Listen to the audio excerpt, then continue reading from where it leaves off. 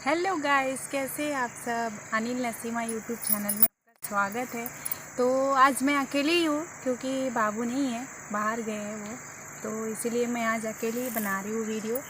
तो हमने आपको हमारी पहली वीडियो कैसे लगी है, थोड़ी कमेंट्स भी आई है, तो उन्होंने बोला कि आप कहीं कहीं घूमने जाओ, ऐसे सब लोगों ने बताया था, हमें अच्छा लगा।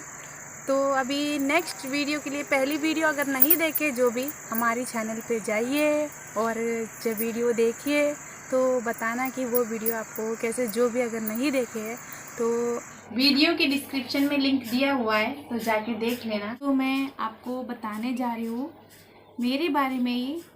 तो मेरे बारे में मैं ये बताने वाली हूँ कि मैं आंध्रा में रहती थी ना, वहाँ पर तो मेरी 17 ईयर्स में पहले शादी हुई है। वहाँ पर शादी करके भी ऐसे लव मैरिज करना क्यों है, ऐसे करके आप सोच रहे होंगे, वो भी मैं आपको बताती हूँ। मैं 17 ईयर्स की थी, तो मेरे पेरेंट्स ने मुझे एक हमारे मुसलमान में ही देख के रिश्ता शादी करे थे वहाँ पर। क्योंकि मेरी आगे की 3 बहनें हैं, पहले उनको भी वैसे ही हुई थी, 17 ईयर्स या 16 ईयर्स में हो गई थी शादी। मैंने उनको बहुत मनाई थी कि मुझे अभी नहीं करनी, थोड़ा पढ़ाई करके जब मुझे शादी करनी है, पर उन्होंने नहीं माना था। अपनी मर्ज़ी से मुझे 17 ईयर्स में मुझे शादी कर दिए थे। तो फिर शादी होने के बाद में भी मुझे अच्छा नहीं लग रहा था वहाँ पर, एक तो क्योंकि बिना मर्ज़ी की शादी, तो दूसरी बात यह है कि ना तो उनको मेरी कोई कदर करना, कि मतलब कोई भी एक वाइफ हो तो किस लिए होती है कि हर एक बात शेयर करना, मेरी बातें उनको बताना, उनकी बातें मुझे बताना, ऐसे होती है। कोई भी बात नहीं बताते थे वो, कोई भी चीज़ की बात मुझे उनकी बात कैसे पता चलती थी, उनकी जो भाई की बीवी होती है ना, उनकी साइड से मुझे पता चलती थी कि अरे तुम्हारे हस्बैंड ऐसे कर रहे, अरे तुम्हारे हस्बैंड ऐसे कर रहे, ऐसे करके बताते थे। तो मुझे वैसे अच्छा नहीं लगता था। अरे एक तो मेरी बिना मर्जी की शादी है, तो फिर दूसरी बात है उनकी साइड से मुझे पता चलना मुझे अच्छा नहीं लग रहा था। तो एक 3-4 ईयर्स तक तो वैसे ही हो गई थी। कभी कभी तो मैं एक बार तो मेरी मम्मा घर पे मैं बिना बोले आ गई थी कि मुझे ऐसी सिचुएशन, मुझे क्यों ऐसे हो रहा है, ऐसे हर दिन का एक ही रोना था कि क्यों मुझे, एक तो बिना मर्जी की शादी है, ऐसे क्यों हो रहा है मेरी लाइफ में। ऐसे मैं बिना बोले सुबह में 6 बजे अपने घर पे आ गई थी। मैं उनको बोली भी नहीं थी, ना तो उनकी मम्मी को, ना उनको, किसी को भी नहीं बोली थी। बिना बोले मैं 6 बजे घर पे आ गई थी। एक 3-4 ईयर्स तक तो वैसे हुआ गाइस कि कोई भी बात बताना, ऐसे ही झगड़े होना, ऐसे ऐसे ही हो रहा था। तो दूसरी बात ये है कि ऐसे 3-4 ईयर्स के बाद सब लोग अभी बोलते हैं ना कि एक मोहल्ला रहता है तो इनको बच्चे कब होएंगे, क्या है, ऐसे ऐसे बातें बनाते हैं ना लोग। तो फिर उस बात भी निकल गई कि अरे एक 3-4 साल हो गए तुम्हारी शादियों के, तुम्हें क्यों बच्चे नहीं हो रहे हैं, किसकी वजह से नहीं हो रहे, ऐसे करके उसकी वो बात की भी फोर्स आ गई थी कि मतलब हमें बच्चे क्यों नहीं हो रहे हैं। अभी देखो मर्जी हो तो ही एक हस्बैंड वाइफ के बीच में होती है बच्चों की बात। तो फिर ऐसे बच्चों के बारे में भी ज़बरदस्ती हुआ कि हाँ मुझे, हमें एक लड़की चाहिए या लड़का चाहिए, ऐसे ऐसे। तो वैसे ही एक हमें एक लड़की भी हुई थी। अभी वो लड़की नानी के पास रहती है, अभी यहाँ पर नहीं है वो, अभी नानी के पास रह रही है। वो भी मैं आपको बताती हूँ कि किसकी वजह से गई है, आगे बताती हूँ मैं। तो अभी वो लड़की होने के बाद में मैंने सोचा कि चलो अभी थोड़ा उनको एक चेंजेस आएंगे कि लड़की हुई, लेकिन कोई उनके इसमें चेंजेस नहीं आएगा। वो एक 2 ईयर्स की हो गई, 3 ईयर्स की हो गई, फिर भी कोई उनके इसमें कोई चेंजेस नहीं आए। क्योंकि मैं बहुत बार बोली हूँ कि वो पैदा होने के बाद में तो और ज़्यादा हो गई कि कोई पैसों के बारे में, वो जॉब पर जाते थे। अभी कोई भी मनी हो तो मुझे दिए हो तो एक बात रहती है कि चलो मैं वाइफ को दिया हूँ, ऐसे करके मैं हर बार ये ही बोलती थी कि तुम्हारी जो मंथली में जो भी आता है मुझे 1000 या 500 कुछ भी दिया करो, क्योंकि मुझे भी घर में लड़की है, कोई भी मुझे चीज़ ज़रूरत पड़ती है ना, मैं किसी के पास पूछ सकूँ ना, किसी पे ऐसे भी होता है। तो नहीं मानते थे उस चीज़ की, तुझे क्या ज़रूरत है, तुझे किस लिए देना है, ऐसी बातें आती थी। मुझे अच्छा नहीं लगता था वो बातें सुन के कि अगर मेरी कोई ये नहीं कर सकते हैं तो मुझे यहाँ पर क्यों लाया गया है। अभी मेरी एक लड़की है गाइस, तो एक लड़की है तो उसको भी मुझे देखने का एक ये होता है ना। अभी वो तो मना कर रहे हैं कि तुझे क्यों ज़रूरत है, तो मेरी तो फ़र्ज़ बनती है ना कि माँ हूँ तो मुझे तो देखने की ये होती है ना, तो मैं हर एक बात उनको बोलती थी कि ऐसे हो रही है, मैं किसी के पास नहीं पूछ सकती हूँ, यहाँ पर किसी को जानती नहीं हूँ, तो भी नहीं मानते थे कोई भी चीज़ का बात। तो फिर 3 इयर्स हो गया, चलो अभी 4th ईयर में लड़की को स्कूल में डाले। स्कूल में डालने के बाद में भी उसको ले जाके छोड़ना था, दूर था उसका स्कूल, प्राइवेट स्कूल ही है फिर भी दूर था।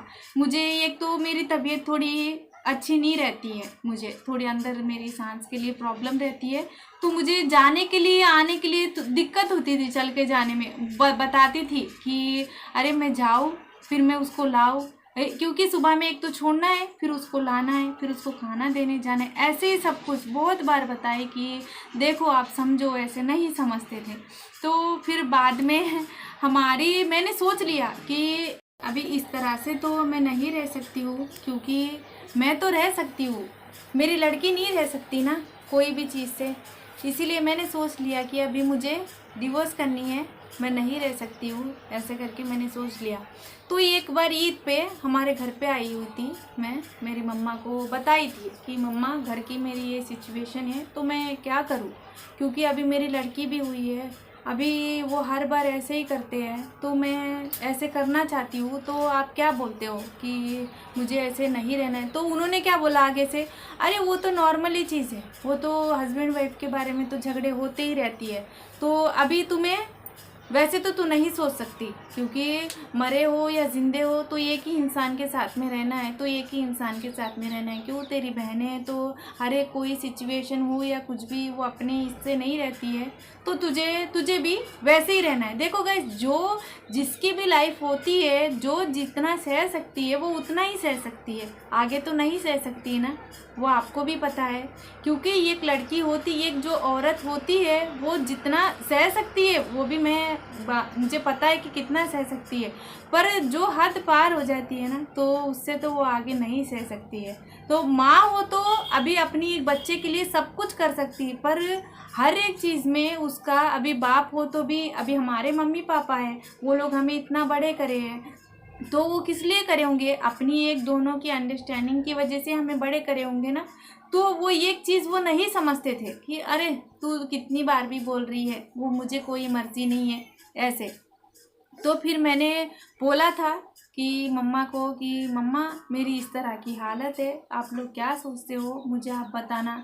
तो उन्होंने सीधा ही बोल दिया कि हम लोग तो कुछ नहीं बोलेंगे, क्योंकि तेरी ज़िंदगी है, तो अगर तू डिवोर्स करती है तो तुझे अकेली ज़िंदगी जीना पड़ेगा तेरे बच्चे को लेके, क्योंकि अभी तेरी बहनें भी कोई साथ नहीं देती, उनकी तेरे बहन के हस्बैंड भी कोई साथ नहीं देते।